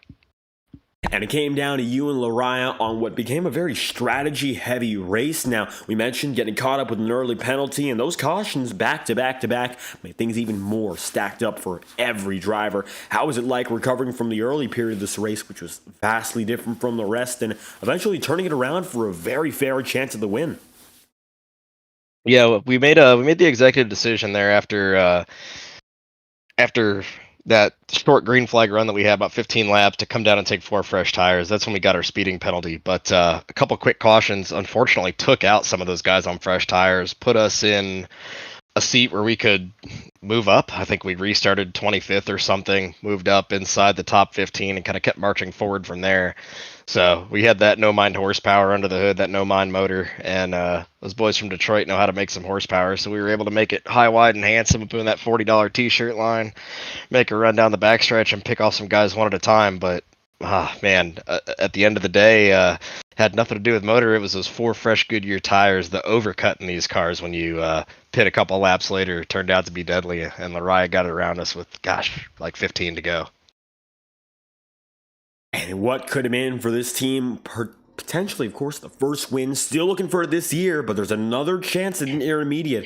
Up next, Charlotte. It's going to be the big endurance event on this schedule. 300 miles from America's home for racing. And getting so close consistently here with these podiums, maybe an opportunity to break through next time around.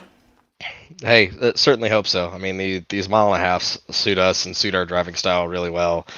So, I mean, at the end of the day, coming up under the lights, this Vex Vision's silver metallic will be looking pretty darn good, I'm pretty sure. But God, man, you qualify on the pole, you lead the first couple laps, you're the first car down pit road, and then put yourself behind and have to go get it afterwards. And to claw back to where we did to lead quite a few laps tonight, we should have closed this one out. And we made the mistake pitting early. It cost us, but at the end of the day, Dave, we got to move on to next week and hope I can talk to you from the top of the box.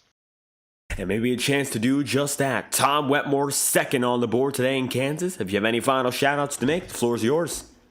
Yeah, absolutely. You know, as we come out of Mother's Day, obviously got to thank Nancy in the chat. I know it's tough to see her amongst all those Braxton DeWeese fans out there, but I guarantee she's the most passionate out there, and she stays up every night listening to these races, listening to you, listening to these interviews, and watching some of the racing these Integrity boys put on. So I know she's out there, so got to thank her. Got to thank my associate spotter Cheese in the box tonight, and I think even the Tube Tech boys are even watching us tonight. So quite a few listeners in chat. Looking forward to seeing their opinion on the race tonight, and I'm sure I'll get ridiculed for letting that one slip away. But props to Michael, his team, and the great drive he had to be able to get around us on the bottom there to close this one out. And a fight to the finish, of course, one to remember for the 51 team and maybe serving as a little motivation for what's next. Tom Wetmore, second on the day. We thank you for your time. Thanks, Dave.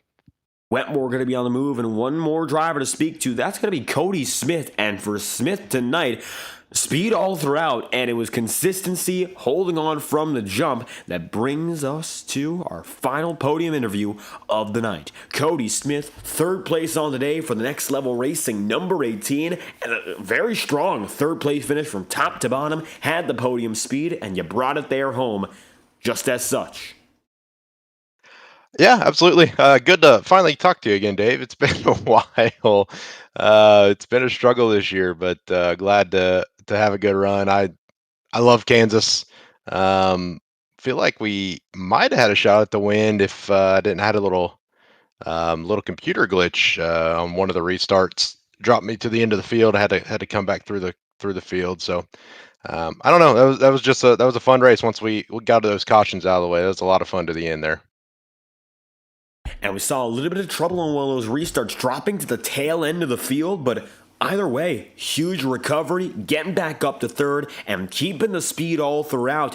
One of the most consistent runs we've seen from you this year, and definitely something to look forward to maybe seeing a little bit more here. What was it like? Because we saw largely caution-free racing for the final 110 laps. It definitely came down to strategy and skill, which it looks like you possess tonight. Yeah, I'm slowly starting to figure these cars out. I do believe. I've just never run them too much, so this season has been a learning curve early in the season. Haven't had a ton of luck either. Quite the opposite, actually. A lot of bad luck, but hey, keep bringing some speed. I feel like we've got something for them. At least at a few tracks, we might be able to steal a win here. And the next track on the schedule, maybe a chance to go for that victory, Charlotte, for, of course, the 300-mile event we have leading in to our Memorial Day break. Now, you've seen it from both sides, the Ignite Series and the Octane Series. This is a tricky event, and it comes down to hundreds of miles of racing at an intermediate circuit, which can get very tough in its own right. It's going to become a little bit longer from next week's special feature. What's it going to take to succeed there, knowing, of course, it's going to be one of our longest races of the year?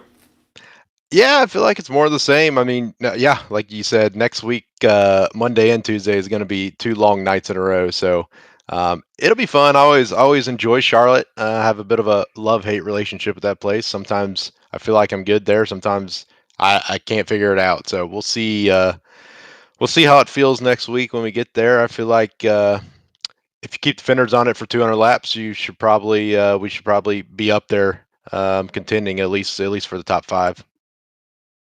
Looking to keep that top 5 pace and maybe a little bit more. Cody Smith, if you have any final shout-outs, make sure to let us know here. Yeah, I just got to thank Next Level Racing for everything they've done for the league, all the admins. Got to thank you, Dave, for coming out and broadcasting us every week. It's a lot of fun to watch it back. So, yeah, just looking forward to the rest of the season, and can't wait. We'll see you later. And we can't wait for what's next. Cody Smith rounding out the top 3 tonight. We thank you for your time. Thank you. And with Cody Smith on the move, that's a word from all of our top 3 in tonight's event. The Twister 200. Cody Smith third, Tom Wetmore second, and Michael Araya, the man who gets it done and seals the checkered flag here in Kansas. What a performance for that number 44 crew. As we mentioned, up next on the schedule, it's going to be Charlotte Motor Speedway for 300 miles, the longest intermediate event of the day. And as such, we're going to have ourselves going for another week of Integrity action. All Charlotte next week, another doubleheader, so to speak, 300 miles back to back. So keep all eyes on the Integrity Racing League as we're going to give you a load of action from here on out. We thank you all for watching tonight from the virtual Kansas Speedway, our 12th event of the campaign, the Twister 200. You're watching the Integrity Octane Series exclusively live on FTN. I've been your host for tonight's broadcast, David Kreutz, commentating and producing. If you enjoyed tonight's coverage, make sure to leave a like on the stream and subscribe to the channel. Your support is always greatly appreciated. We'll be back Thursday night for coverage of the Iora Cup Series, and we hope to see you there all the same. Thank you all for watching tonight's racing here in the Integrity Octane Series. We hope you have a fantastic night.